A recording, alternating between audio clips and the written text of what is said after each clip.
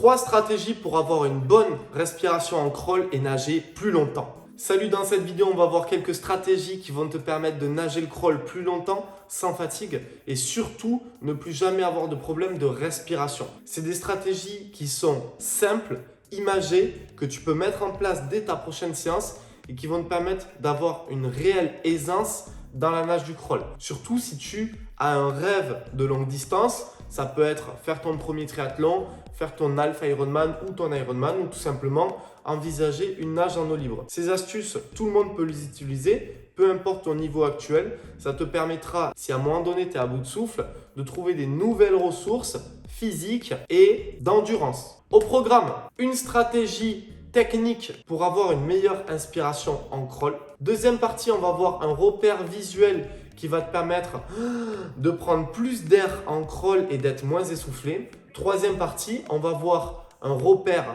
stratégique qui va te permettre d'envisager de nager de plus longues distances en crawl sans t'arrêter. Si le thème de cette vidéo te plaît, pouce bleu, bombardez-moi les pouces bleus s'il vous plaît. N'oubliez pas de vous abonner à cette chaîne YouTube.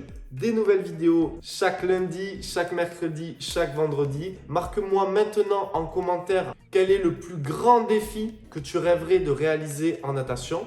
Est-ce que c'est un Ironman, un triathlon, une certaine distance ou tout simplement dis-moi si tu viens à la piscine pour le plaisir. On est parti pour la vidéo, go!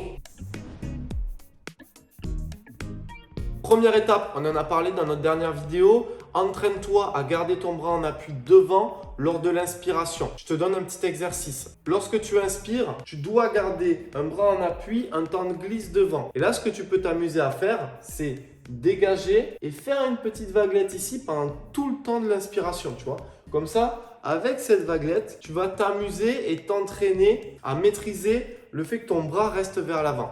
Donc, première astuce, première stratégie, garde ton bras en appui devant lors de l'inspiration. Essaie d'exagérer ce temps d'arrêt devant au début parce que c'est pas évident. Et pour exagérer ce temps d'arrêt, tu as la solution de faire une vaguelette, quelques ondulations avec ta main devant, histoire d'être en contrôle de ton bras en appui. Cette stratégie va te permettre de prendre des inspirations plus longues et de prendre l'air dont tu as besoin. Parenthèse, n'oublie pas de souffler sous la surface et de mettre un beau rythme d'inspiration. Mais ça, on en a déjà parlé dans ma précédente vidéo sur la respiration en crawl. Tu peux la retrouver juste là-haut. C'est parti, deuxième astuce, une astuce excellente pour toutes les personnes qui ont du mal à prendre des bonnes inspirations en crawl.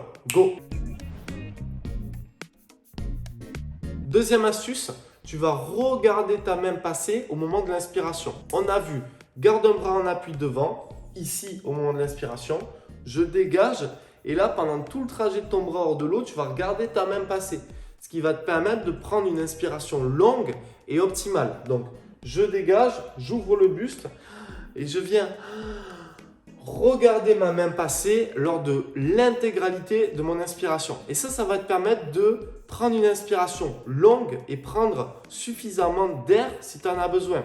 Exemple, tu viens de boire une tasse, tu es un peu à bout de souffle, eh bien, tu vas sur ta prochaine inspiration dégager, ralentir ton trajet du bras, garder ton bras en appui devant et regarder ta main sur tout le trajet du bras. Et là, tu vas pouvoir vraiment gonfler tes poumons et repartir sur un nouveau cycle de coups de bras. Cette astuce, tu peux l'utiliser dès que tu te sens à bout de souffle pour ralentir ton rythme, poser ta nage et avoir un repère visuel qui te permet de prendre une bonne inspiration. Maintenant, troisième astuce qui va énormément t'aider à décupler tes distances en crawl. C'est parti. Troisième astuce, régularité à l'entraînement et tenir un carnet de distance. Admettons, aujourd'hui, tu vas t'entraîner une fois par semaine et ton maximum, c'est 25 crawls et tu n'arrives pas à passer cette barrière-là. Le but du jeu, ça va être d'essayer d'aller t'entraîner plus souvent, tu vois. Prends 20 minutes 2 fois de plus dans la semaine, ce qui va te permettre de passer à 3 entraînements par semaine. On a tous 20 minutes dans une journée, donc tu prends 20 minutes pour aller à la piscine, faire quelques longueurs et nourrir ton carnet des distances. Chez toi, à la maison, tu vas acheter un cahier et ouvrir un carnet de distance. Donc, aujourd'hui, tu notes, je suis capable de faire 25 mètres crawl sans m'arrêter. Objectif, admettons 1000 mètres crawl sans m'arrêter. Donc, tu mets le 1000 mètres en bas de la page. Et sur ton carnet de distance, en fait, tu vas noter, la première séance de 20 minutes, j'ai fait 25 mètres. Et puis grâce aux 2 précédentes astuces de la vidéo, j'ai réussi cette fois-ci à faire 50 mètres. Donc visuellement, tu as de là où tu es parti, 25 mètres, et tu as ta progression. C'est-à-dire peut-être que la semaine 1, tu arriveras à faire 50 mètres sans t'essouffler. Peut-être que la semaine 2, tu arriveras à faire 75 mètres. Peut-être que le premier mois, tu arriveras à faire 100 mètres.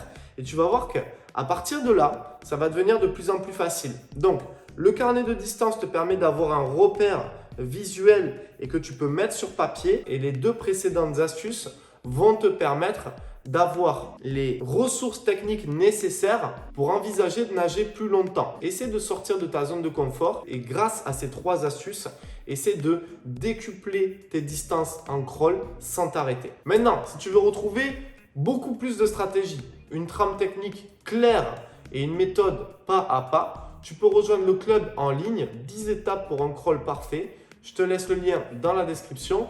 Et moi, je t'accompagne pour ta meilleure technique en crawl. C'était Malcolm, je te dis à très vite. Ciao!